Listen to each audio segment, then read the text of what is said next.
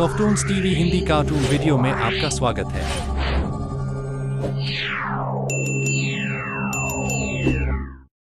एक पुराना गांव कुसुमपुर, चारों तरफ खेत, टूटी कच्ची सड़कें और रात होते ही ऐसा सन्नाटा कि जैसे हर चीज किसी डरावनी शक्ति के अधीन हो।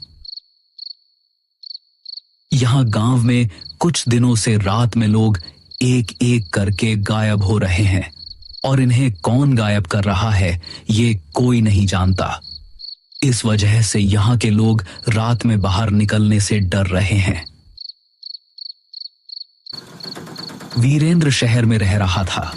उसके पिता की हाल ही में मौत हुई थी और अब उसे अपने पुश्तैनी घर और जमीन के कागज पूरे करने के लिए कुसुमपुर लौटना पड़ रहा था।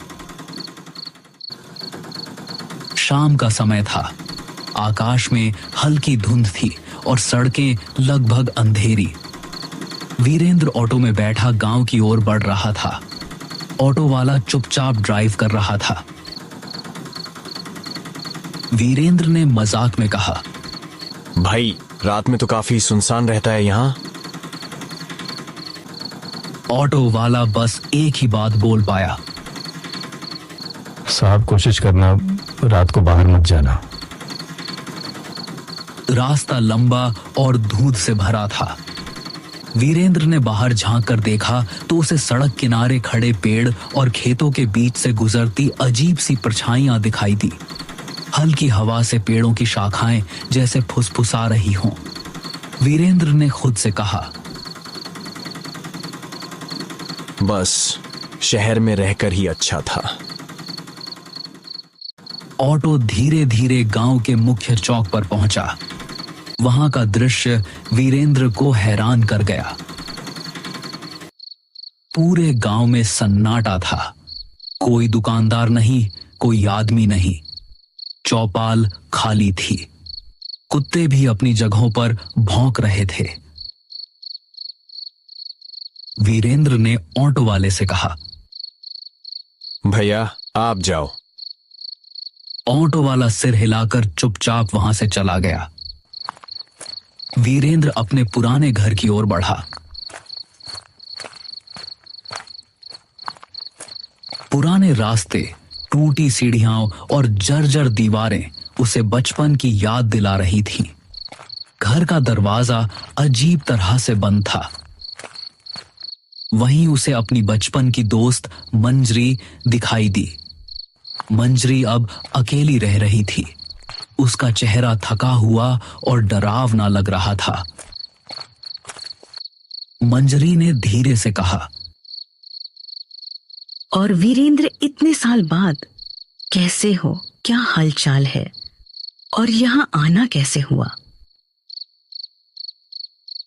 हाँ मंजरी, मैं ठीक हूं। मैं बस अपनी पुश्तैनी जमीन का कुछ काम पूरा करने आया था।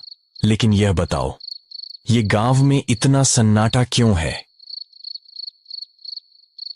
वीरेंद्र, हर रात यहाँ कोई ना कोई आदमी गायब हो जाता है। कोई आवाज नहीं, कोई निशान नहीं। बस सुबह जमीन पर एक काला निशान मिलता है, जैसे किसी ने उन्हें जला दिया हो। वीरेंद्र ने हंसकर कहा, मंजरी, ये सब मनगढ़ंत बातें हैं।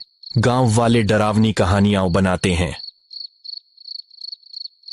अगर तुम इसे हल्के में लोगे तो शायद बाद में पछताओगे। रात में बहुत अजीब चीजें होती हैं। आवाजें, परछाइयां और कभी-कभी नाम पुकारने वाली आवाजें। वीरेंद्र ने उसे शांत करने की कोशिश की, लेकिन उसके मन में डर बैठ गया। वह जानता था कि रात अब शुरू हो चुकी है और गांव का सन्नाटा धीरे धीरे उसे अपने घेरे में ले रहा है। रात गहरी होने लगी। वीरेंद्र घर के पुराने कमरे में बैठा धुंध से ढकी खिड़कियों के बाहर झांक रहा था। हर खिड़की पर अजीब सी परछाइयां गुजर रही थी।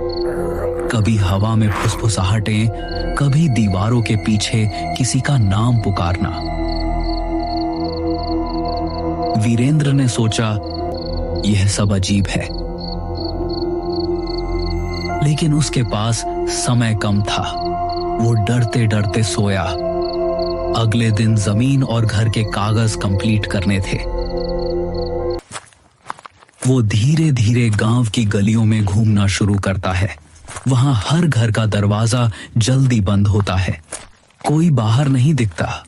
चौपाल बिल्कुल खाली। कुत्ते भी अजीब तरह से घूर रहे थे। वीरेंद्र ने महसूस किया कि जैसे हर कोई डर के साए में रह रहा हो। तभी उसे गांव का पुराना पंडित दिखाई दिया। पंडित बुजुर्ग और गंभीर थे। उनका चेहरा समय की मार झेल चुका था। पंडित ने वीरेंद्र को देखते ही गंभीर स्वर में कहा, वीरेंद्र, तुम यहां क्या करने आए हो? पिताजी के जमीन के कागज पूरे करने। लेकिन ये सब अजीब क्यों है? यह गांव शापित है और यह श्राप उसी जमीन से जुड़ा है जो तुम्हारे परिवार की थी। वीरेंद्र हैरान रह गया। उसने पूछा, कैसा श्राप? तुम्हारे दादा ने इस जमीन पर एक मंदिर गिरवाया था। उस मंदिर में एक रक्षक की आत्मा थी जो गांव की रक्षा करती थी। जब मंदिर टूट गया, आत्मा कैद हो गई। अब यह हर रात किसी इंसान की आत्मा खींचती है ताकि अपनी कैद से मुक्त हो सके। वीरेंद्र ने पंडित की बातों को बड़ी गौर से सुना, लेकिन उसके भीतर डर बैठ चुका था। वीरेंद्र ने पंडित की बातों को सोचते हुए रात बिताई। आसपास के धुंध और आवाजें उसे लगातार परेशान कर रही थीं। दीवारों के पीछे फुसफुसाहटें, हवाओं में नाम पुकारने की आवाजें और खिड़कियों से गुजरती काले साए उसे मानसिक रूप से कमजोर कर रहे थे। अगले दिन वीरेंद्र ने तय किया कि वह उस जगह जाएगा जहां मंदिर था। उसे जानना था कि क्या सच में यह श्राप उसके परिवार की गलती का परिणाम है। वीरेंद्र, मत जाओ वहां। यह खतरनाक है। तुम्हें शायद बचकर नहीं निकल पाओगे। मुझे सच्चाई जाननी है। अब डर कोई काम नहीं आएगा। रात का समय था। पूरा गांव वीरेंद्र को रोकने की कोशिश कर रहा था, लेकिन वीरेंद्र ने हिम्मत दिखाते हुए आगे बढ़ना तय किया। वीरेंद्र उस जगह पहुंचा। चारों तरफ जली हुई मिट्टी, टूटी दीवारें और बीच में एक पुराना बुझा हुआ दिया पड़ा था। वीरेंद्र ने धीरे से दिया जलाया। जैसे ही लौ उठी, जमीन हिलने लगी। हवा में सिसकारियां गूंजने लगी। वीरेंद्र का मन डर से कांप रहा था। तभी मंजरी वहां पहुंचती है, लेकिन उसका चेहरा बदल चुका था। उसकी आंखों में अब शैतानी शक्ति दिख रही थी। मंजरी इंसान नहीं थी। वो वही राक्षस की आत्मा थी जो मंदिर टूटने पर कैद हो गई थी। सालों से मंजरी गांव के लोगों को मार रही थी ताकि उन्हें अपने अंदर खींचकर श्राप से मुक्त हो सके। लेकिन अब वीरेंद्र के लौटने से उसकी कैद पूरी तरह टूटने वाली थी। मैं अब तुम्हें नहीं छोड़ूंगी। तुम्हें निगलने के बाद मैं इस श्राप से मुक्त हो जाऊंगी। नहीं, मुझे छोड़ दो। लेकिन आसपास धुआं फैल जाता है। धीरे धीरे वीरेंद्र गायब हो जाता है। गांव में अब केवल सन्नाटा और हवा में हल्की सिसकारियां रह जाती हैं। सुबह गांव में अफवाह फैलती है। वीरेंद्र भी उस राक्षस के चंगुल में फंस गया। गांव के लोग अब और अधिक डर के साए में जीने लगते हैं। कुसुमपुर की धुंध अब और घनी हो जाती है। सड़कें, पेड़, खेत और पुराना घर, सब कुछ जैसे वीरेंद्र की कमी को महसूस कर रहा हो। मंजरी अब पूरी तरह शक्ति में गांव में घूमती है।